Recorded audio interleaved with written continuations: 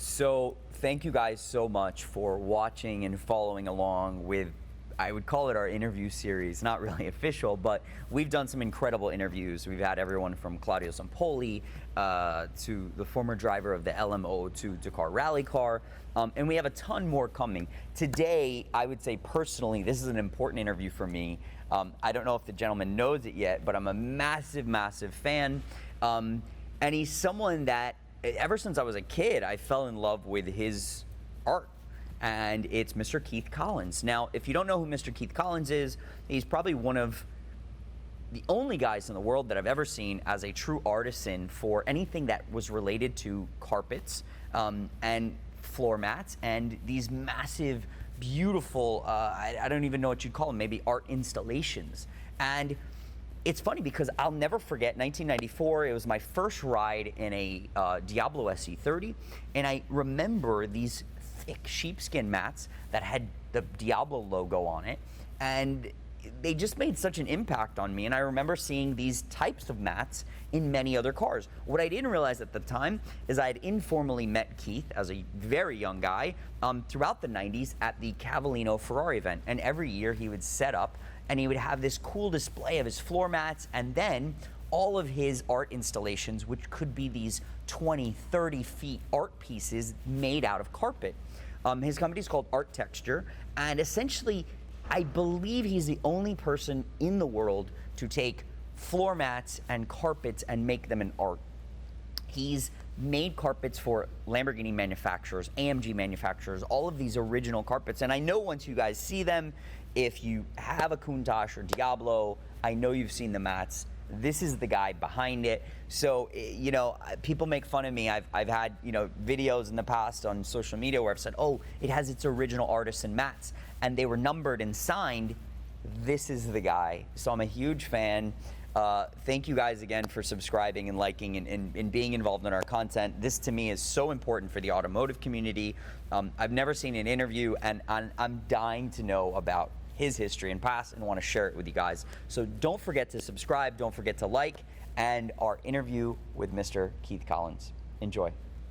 Hold on, how you doing? I'm great, and you? Thank you. I'm sitting with a legend.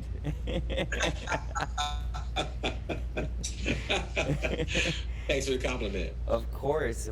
So are we recording? Okay, cool. So I did a little intro to this, and I have to tell you that, and I'll give you the background now, that in 1994, my dad, he was the authorized service for Lamborghini through Joe Nastasi in the 80s, but in 1994, I got my first ride in a Diablo SE30, and it had these beautiful sheepskin rugs, and I was a young guy at that time, and I was looking at these rugs. I'm like, this is like, I don't even know how to describe this. My mind was blown, and I never put the connection together for a couple years until I realized that I had, as a kid, I had always seen you at Cavallino, and you had your basically I call it art installations. And what's so cool is my father, and I'll tell you a quick side story. When my father was buying and selling cars in the 90s, there was a gentleman by the name of Morris Shirazi, who I'm sure you remember, with Morris. Yep, with Aero Toy Store. Fur coats, thick eyebrows. Exactly. And my father, he had sold a 330 SP. Bless you. Good. He had sold a Ferrari 333 SP and a Jean Alesi Formula One car, and he was going to get a fairly sizable commission from Morris. But Morris had these massive tapestries done by you that was a 288 GTO and a That's right. I know you're talking about now. It was something gallery, right? It was something. I remember it was in Florida. Was it in Florida, right? Yes, in Florida. Right? Yeah. And he had a Jaguar D-Type as well, a square. And my dad actually said, I don't want the commission. I want these carpets. Is that right? And he still has them to this day. So when I made the connection, I was like, man, this guy's he's a god. Keith Collins is No, like, God. Oh, no. he's a Only one legend. God, eh? Right. So fast forward, I've been with Curated now for almost 6 years, buying and selling Countach's, Diablos, Murcielagos, and early AMG cars. And every car Right. that's all original has your floor mats. so, Wow. so, Wow. so I wanted to. We have an incredible, I would say, social media following and an incredible subscriber base on YouTube, and we've got a ton of clients all over the world. And I am a huge fan of yours. Thank you. You really. I don't think there's anyone in the world that's ever done anything like what you do. And I wanted to take whatever time you give me today to interview you, and I would love for you to tell me about your story. Well, the story begins. I'm 66 right now. The story began at about 18 years old. Yep. And I had an aunt that used to take carpet scraps, make them into rugs. Her name was Mabel. So I asked her if she would make one for me. She said, "No, you do it yourself." She taught me how to. The technique has changed, but she taught me basically how to put these together. But I wasn't aware you could buy material wholesale. I would go to carpet stores and jump in trash bins, sift through garbage, be chased by dogs to get the right piece. Now these are rugs for the home. So I've been doing that for a couple of years. It had a lot of peaks. People had a lot of valleys and then a few peaks. And then one night I was thinking, wait a minute, this is California. What about if I took the idea for the home and created mats, so that it was the car interior like the interior of a home. So that's how the whole thing started. And then I started doing a few shows. I met Andy Cohen at Beverly Hills. We got together on the catalog, and that's how the floor mat business began. You know, which was basically, man, 48 years ago. Wow. Like so it began like that. Then it began to flourish. I've been all over the world behind the floor mat, but also I'm an artist. I'm also painting. I do custom rug tapestries. And what you saw, your dad had. We've been taking those all over the world at the time. So yeah. Wow. That's kind of a microcosm of the thing. You know? So, yeah. And been full time ever since. incredible. And my next question for you is, so it started obviously with then Andy Cohen, who, God rest him, The floor mats, yeah. yes. The floor mat. And then Yeah. at what point did you, because almost every Lamborghini I've seen that is an original car from the US has your original floor mats. So how did you connect with Lamborghini? That's a fascinating story. I had a buddy of mine, he was connected with everything. Tony Carlini out of Newport Beach. And he was friends with Lee Iacocca at the time. And I believe Lee Iacocca was running Lamborghini or Chrysler or something at the time. Yes. And he said, hey, we need to get some mats in here. And what kind of deal can we do? And he was a real dealer. We worked it out. And they were like, he said, we got, it was a couple hundred sets that he wanted to order. And we just started making them. And matter of fact, I have, this is the original, this is the original die that we cut them, that were cut from it. And this die would have been from the 80s, basically. So it's a Oh my die God. cut, right? So I brought that, and then also he wanted to see a prototype. So this is an example of the original prototype that I did. So here's the skin. You see the skin? Yes. And you see so this right here is very special. And, Wow. What happened was then the orders came in. It was great. I mean, you know, to make directly for Lamborghini through Tony Carlini. He was the agent at the time. And a sidebar note, I was wondering. He said that's Lee Iacocca's car. There was an F40, right? He said, but you can't tell anyone. That doesn't really matter now. But he said because Lee runs Lamborghini, he got an F40, but we can't. He has an F40. There's all kind of side stories, but that's how that got going. And then we did them in most of them were black and tan, but we got a couple orders for red sheepskins. And you can't even get red sheepskins now. But at the time I was able to get them custom dyed. So that's how it began. Wow. So you know what's so funny? I recently, now you're gonna think I'm nuts. I actually collect your old mats. So I've been looking online, and I've actually bought. There's a red set that I bought it's Yeah, red on yeah. red. I've bought the Right. tan with the red. I've got the black with the red. I've got. Right. Hey man, yeah, I think it's great. I mean, they're collectible, and if they're not signed, you want to send them to me, I'll sign them for you. I don't Oh know if I sign wow. the backs. And it, Yeah, but if you want to send me to me, I'll sign them. thank you. And then and I've seen some of them, if I'm not mistaken, actually had the VIN number that matched the car too. I don't. They really. You might be right. I guess you are right. You saw that. Yeah, But I don't know that because I part. think Yeah, I you're saw right. someone. It had like a certificate on the back of the mat. Oh yeah, it was right. I remember now. We ironed those on. Right. Right. Wow. Yes, Wow. yes. Wow. And now, so my next question for you is, where did the concept from the artwork come on the, like to me, it blew my mind when I would see these massive pieces, and it would be like, I mean, I don't think there's anyone else in the world that has done what you've done in your medium. Where did that idea come from, or was it a client that requested something, or how did that start? Well, what happened was, again, an idea came to my head. I said, what about if I do car themed in Tapestry? And around the same time, or a rug, tapestry rug. Those of you ever seen a rug and tapestry, one's on the wall, one's on the floor. It's the same thing. So I remember at the time I was looking at this magazine that Beverly Hills Boys had done. So it was called Porsche Paranoia. And the artist's name was Richard Petruska. And so I said, wait a minute, this guy, if he'll come and design, we could probably do really well with this.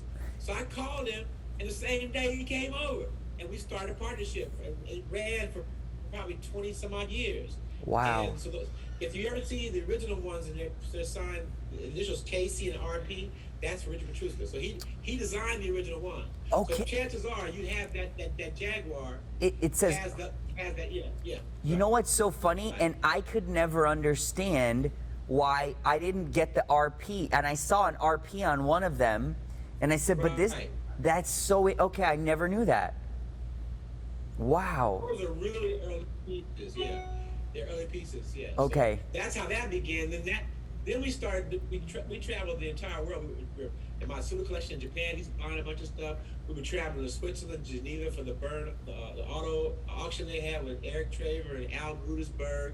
These kind of guys were running the market at the time. Yes. The international market. Yes. And it was quite a powerful time. A lot of traveling, and I remember one time one guy bought a tapestry. I think it was in Geneva at one of the auto shows, and he invited me to his place. He said, "I want you to come over to my castle." So I said, "Oh, okay, you got a castle." So I go over there, and he really did. I said, "This is a great house." He said, "No, this is a castle." I said, "You're right. This is not.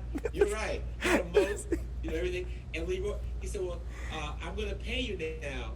And he had his butler come with a tray with a checkbook on it. It was hilarious. I mean, it was great. And I remember at the time, it was a sizable check, and I was thinking, how do I cash this thing?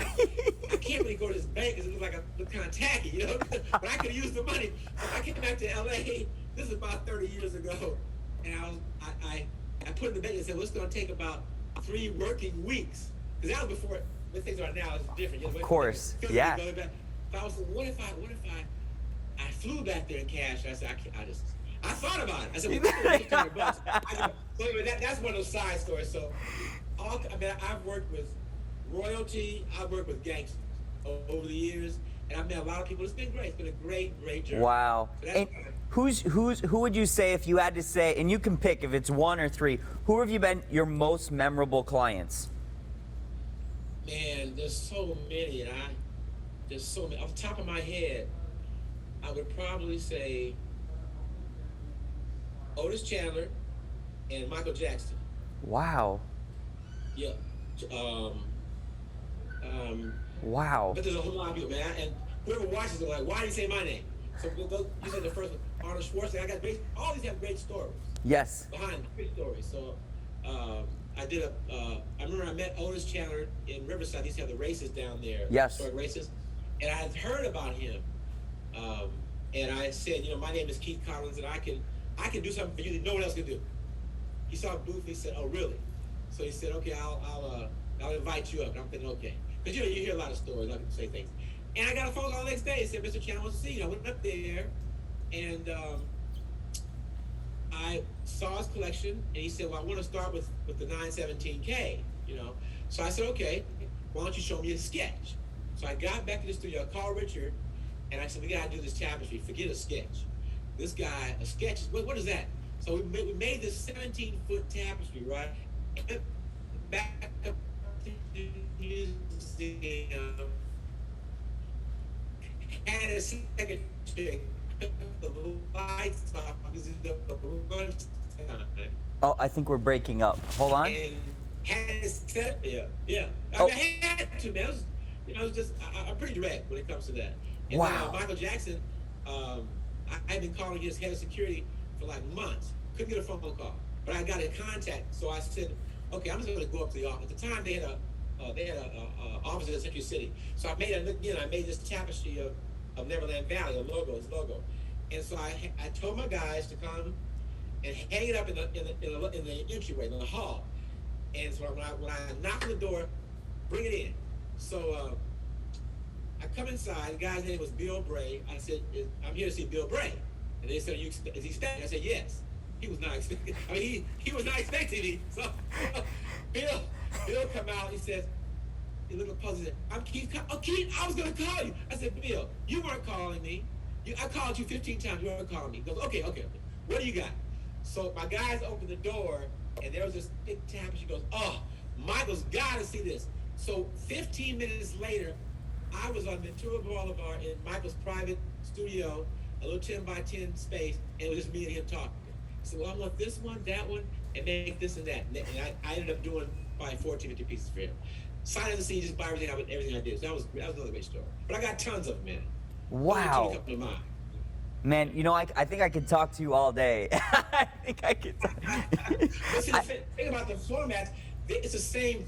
The detail is more involved, and probably it is on a higher level, but it's the same concept. Of course. So if you have basically a miniature rug, it's in your car. And that's course. how I approach it. I never looked at them as just something, format. I looked at them as how can we enhance the interior of the car? Yes. And I've heard many times these mats make the car. You know what? And I remember. It does, and it's so funny because now that's why I buy your old stuff, because it makes it does. I mean, it completes it. It really does. Right. And I remember the first time I saw, this is years ago, I remember looking in a Ferrari newsletter, and I remember seeing a couple Ferraris, and they listed all the options, and my name was in there, like Keith Collins Matt. And I was like, wow, that's impressive. So, that's a couple of those stories. You're an impressive guy. I have one last question, and honestly, I'd love to even, after COVID's over, one day you got to come out to our showroom. I'd love to invite you here. I really want to see back there. It looks great layout, a lot of walls, a lot of space. Thank you, man. I'd love, we got to do more together. Seriously, I mean that. I have one last question that's completely, this was not something I was going to ask you, but I realized something about you in our conversation. So we have a lot of aspirational people that watch, and they're on our YouTube, and it's younger people that are looking for, okay, how do I make it? How do I become a success? And I hear from you that you've had a journey, and you're not going to take no for an answer. It sounds like you never gave up. So I'd love if you could say one thing about from where you started to where you are today of a secret to your success. Because it sounds like, hey, you showed up at the doorstep with, I love that. I love that. It's kind of like, first I want to tell you this. First of all, what I have is a gift, and God gave it to me. You don't learn this stuff, and so I want to praise Him for that. Amen. As far as, I don't know if I take no for an answer. Probably, I'll take it now. A little more reason I did that, but there were never options.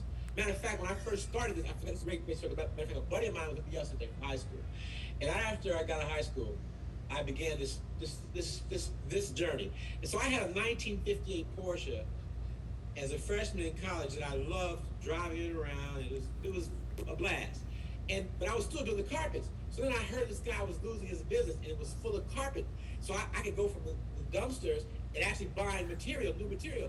So the guy said he wanted $2,200 for everything. And I said, well, I don't have that. And I said, wait, I got this car. So I sold the Porsche for $2,200 and I bought all his inventory. So then I don't have a car now. So then I told my friends about it, my new, and they're like, another Keith Collins idea, way out, crazy idea. And it was so funny that my two best friends were actually on their backs on the sidewalk laughing at what I had done. No car, all these scraps, okay? And so that's how, and then shortly after, I got on the Match Game. If you look up Match Game PM 1976, I went on the show, and I won, at the time, all you could win was $11,000 at the time. And that catapulted the business. So Match Game, and Richard Dawson, I think, was the guy I locked into, and all those celebs, they're all gone now. But I used that money again, taking the money. So I believed in what I did. And people always said, what were your options? I don't have an option. This is what I believe in. So, you know, it's a creative thing, and you know, yeah, there's not more to say, but those are some of the highlights, cliff notes, so to speak. So, Man, yeah. Seriously, God bless you. It's quite a journey. You're a legend. I again, thank you for your time. It's been we have to link. We have to link in person. And I'm a huge fan. I'm gonna send you pictures of everything we have. And I know we just ordered 2 sets from you. We're gonna be ordering more. And super excited to continue working with you. And thank you again, man. It was really a pleasure. Pleasure's mine. I appreciate a very inspiring time. I appreciate the interest. And what's important, really, it's not knocking doors down like I used to. Invitations are really important to me now. So, you know, so thank you very much. Of course, man. It was a pleasure. Thank you again, Keith. Really appreciate it. All right. Take care, brother.